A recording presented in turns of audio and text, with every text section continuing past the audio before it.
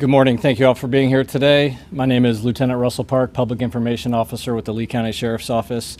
We called this press conference today to announce an arrest in a recent hate crime investigation. Before we begin, I'd like to introduce the detectives that investigated the incident, Detective Neese and Detective Murphy. And we also have Rabbi Greenberg from the Chabad of Bonita Springs. And to give you details of the incident is Sheriff Carmine Marceno. Sheriff? Thank you, Lieutenant. Thank you. Good morning, Sheriff Carmine Marceno, and thank you for being here today. On January 31st, South District detectives responded to a residence in Bonita Springs reference reports of a hate crime. Bonita Springs community policing deputies assisted detectives and immediately got to work. Detectives learned the victim's mailbox was damaged, a window on his vehicle was shattered, and the word Jews was spray painted in orange across his driveway. Detectives immediately began investigating this hate crime and were able to identify two suspects, 17-year-old Case Leckby and 14-year-old Tucker Backman. After conducting interviews and gathering witness statements, detectives arrested both juveniles and charged them with first-degree misdemeanor criminal mischief. But guess what? Because their crime was motivated by hate and prejudice, that misdemeanor charge is now enhanced to a felony. This behavior sickens me, but I'm thankful for my hardworking detectives who quickly identified, located, and arrested those responsible. Contrary to what Whoopi Goldberg believes, the Holocaust was driven by hatred towards the race of people, and sadly, hatred towards the Jewish people still exists today. The victim in this case is Rabbi Greenberg of the Chabad of Bonita Springs, who you see standing with me. Rabbi Greenberg is a beloved man of faith in the Jewish community within Bonita Springs.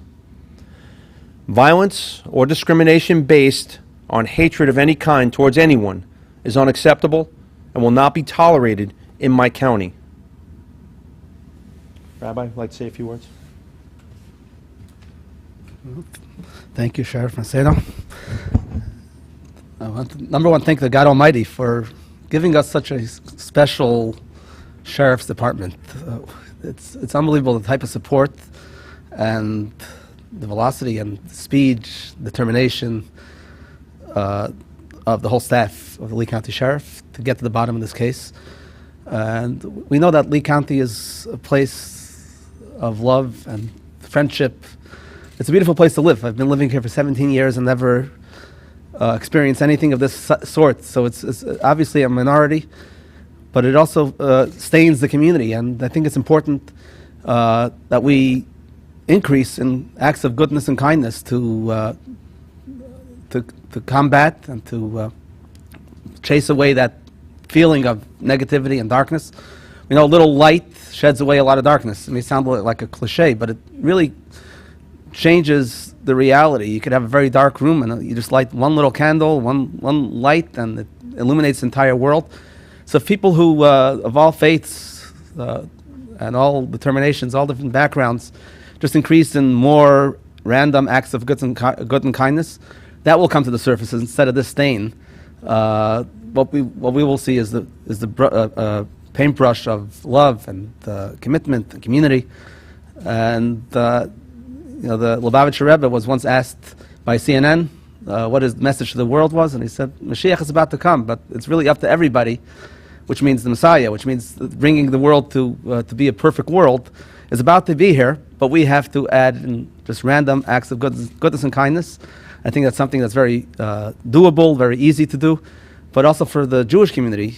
My message is that there is nothing to be fearful for. We are here to stay. We're not going anywhere. We're proud of who we are. We have the back of Lee County Sheriff. We're safe, and it's important for us to express our pride, and I think it's important that people make sure to put up a mezuzah on their door if you don't have one. We could help you with that, and to light those Shabbat candles tonight.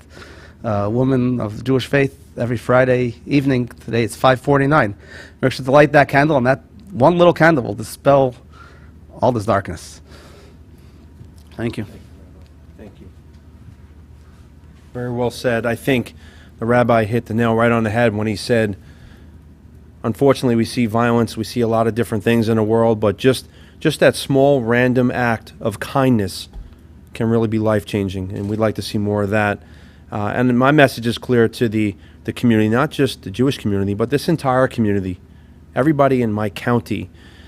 We're not going to tolerate, and I say zero tolerance, we're not going to tolerate hate crimes. We're not going to tolerate crime, any type of crime. And rest well, because, I serve the greatest residents in the country. I wouldn't want to be sheriff anywhere else. And our great residents are going to have law and order, and they're going to be safe, number one. I'll take some questions. Is there a connection between what Goldberg's statements on the video and this crime, or is there a greater issue anti-Semitism? No, there's no connection at all. Obviously, this is a isolated incident, and we handled it very quickly and professionally. How did you find these guys? Is there video of the crime?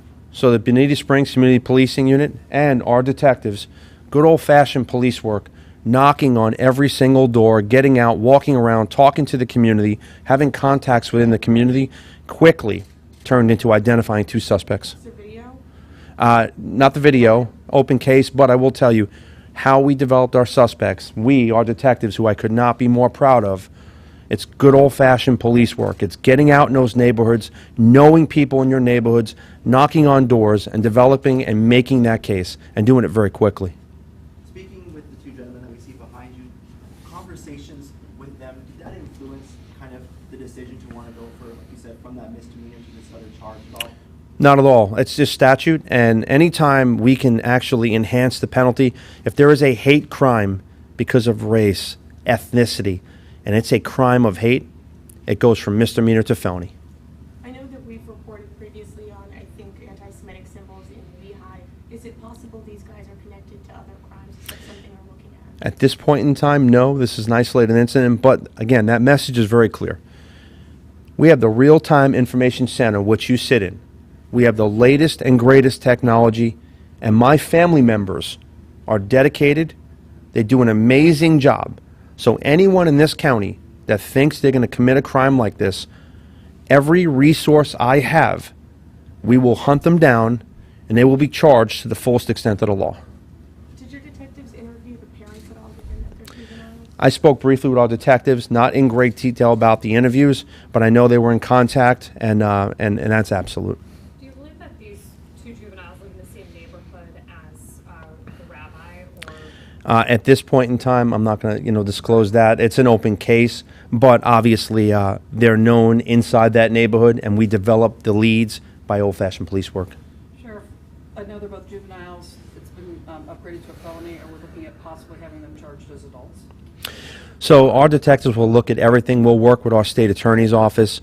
I do realize while they're juveniles, okay, if they know enough to spray paint the word Jews, that they know what they're doing. So I'm sympathetic that they're juveniles, but I have zero tolerance for any type of hate crime against any person in this county. When were they charged? When were they arrested? And do you know when the first appearance is? I believe that was going to be yesterday, which again, that first appearance will be directly after. Okay, thank you guys. Thank you, guys. Thank you, Sheriff. Thank you.